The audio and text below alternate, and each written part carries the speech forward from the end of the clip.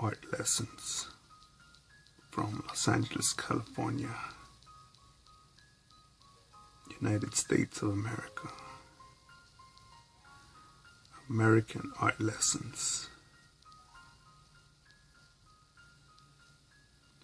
from Los Angeles, California.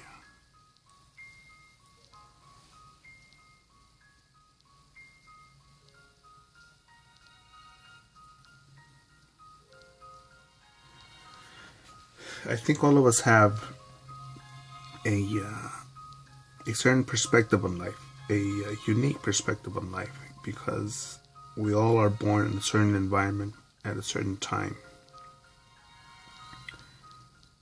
And we all have different ways of looking at things.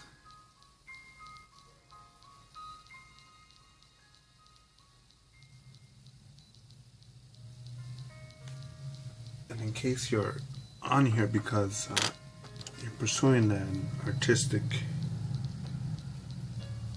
journey, if you're also on an artistic journey,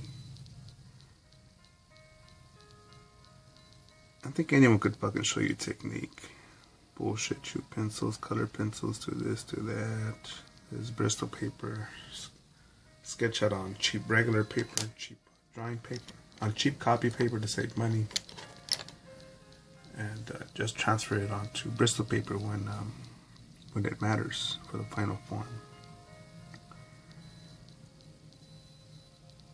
But if I ever had to sum up my art knowledge, it'd simply be this: practice, study, make it happen.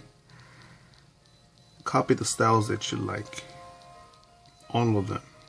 For me, it's comics, newspapers, advertisement, horror, realistic, some traditional. Get some water.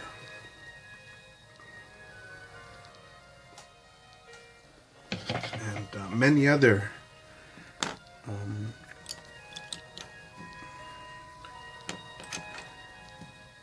styles and fields of drawing, from tattooing, but not just tattooing, but anything else that's out there.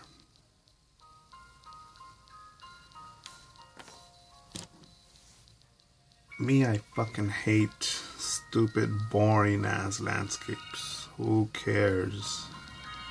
That's my opinion.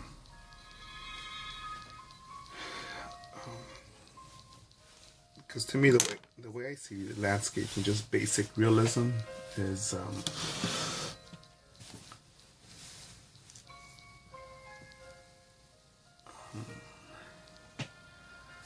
that's what a camera could do. Just take a photo. Boring to me.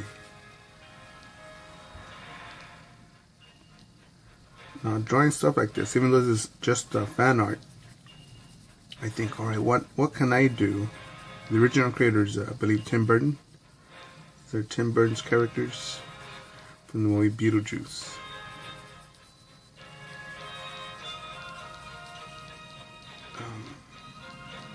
What an imagination that dude has.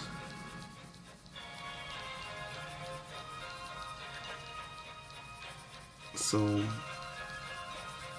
he did the heavy lifting. He created Beetlejuice. What can I do to make Beetle seem just refreshing? And I think in this case, just put him in baby form. And this is inspired by the work of Will Cherry, who is a children's book artist, illustrator.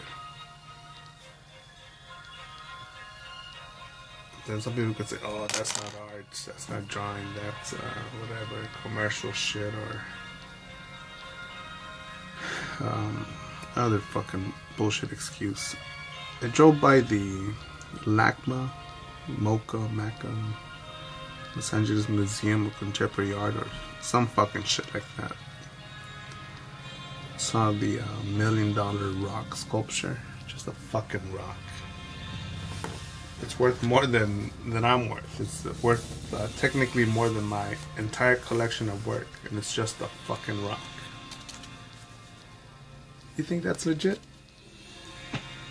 Oh, look at me. I could put a fucking rock. I consider that more just knowledge of engineering, nothing. Wow.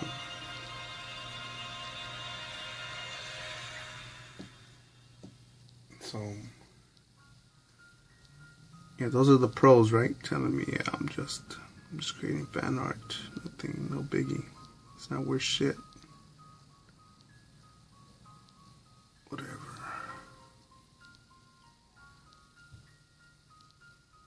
And that gets me, I'm a bit,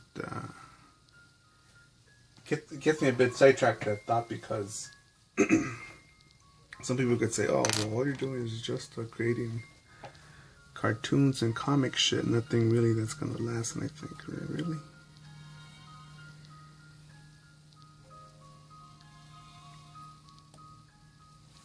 You know, Superman, Batman, Popeye. Just cartoons, just comics.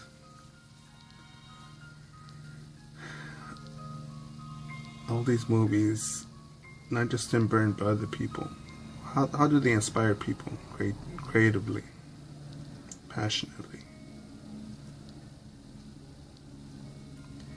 in unknown amounts? Some fucking kid could look at my shit and be, wow, how did he do that? How does that work? That's interesting. Never seen that before.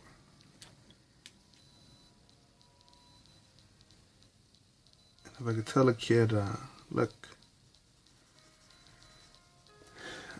this stuff is created, main ingredient, a couple of the main ingredients is a high school diploma, which I really don't even need, and practice, that's it, and an eagerness to learn, and just studying whatever crossed my path, and just made it happen. You'll see through this YouTube channel that I'm nothing spectacular here. No fucking voodoo magic, no evil spell, no miracle or amazing fucking shit. It's sitting down and drawing.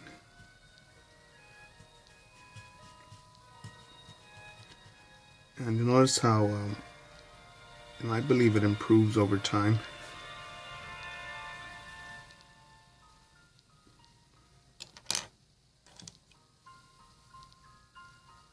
And who's to say you can't also do the same, do more, and especially do better?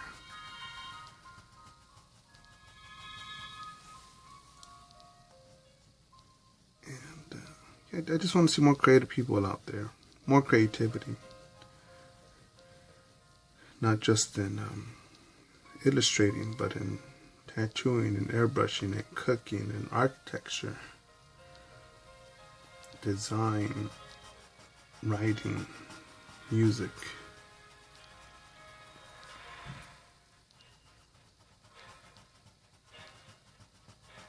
And make it happen.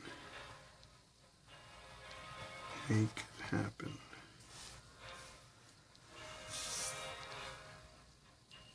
As I run into, especially here in Los Angeles, you meet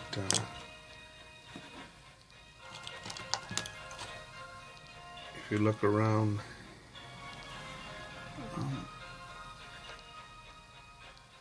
a bit and you travel a bit, you'll see how many amazing people are out there, and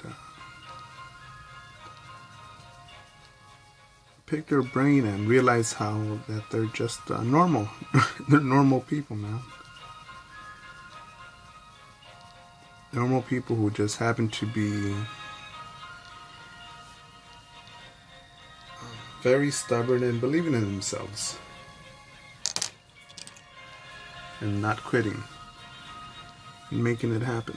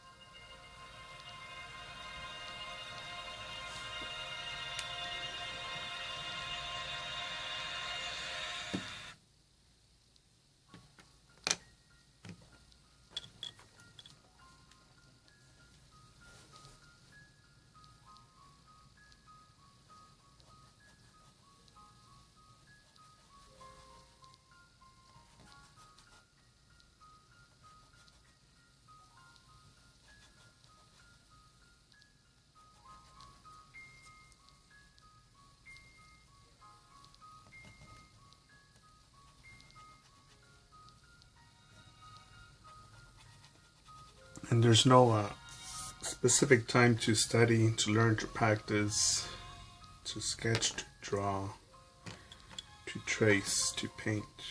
No. Do it whenever you have the opportunity and the focus.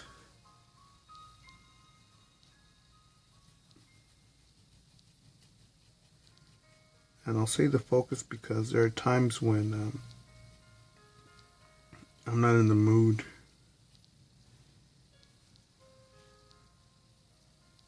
Because I believe that I need to get into the mindset.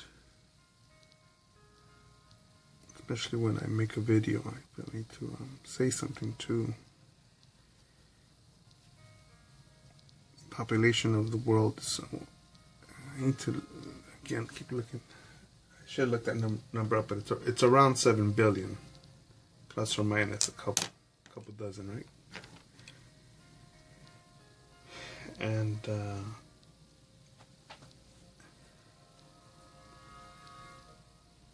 there's only a handful of recognized names like Jordan, Tiger, Fedor, Arnold, Serena,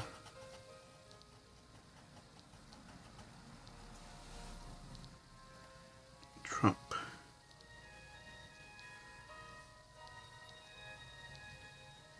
And I would think that with billions of people on this planet, why are there just a handful of names like that? And how much talent is really out there that's being squashed, not being pushed?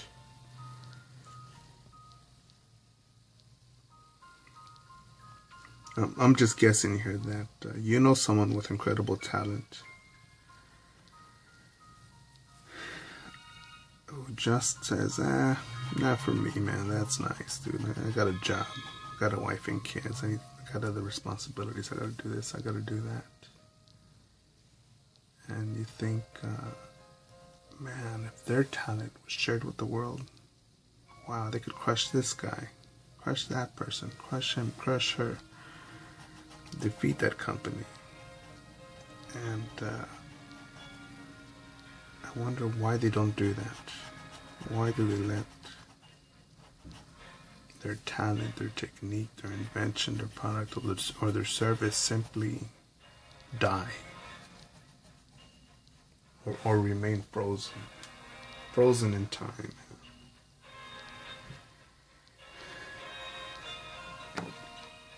And it's a scary thought for me, man. Scary thought because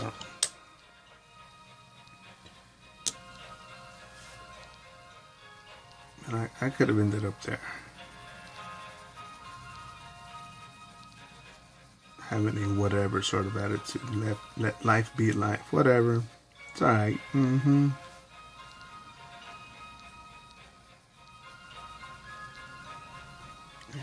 just the way my environment was and the perspective I had, I took this path.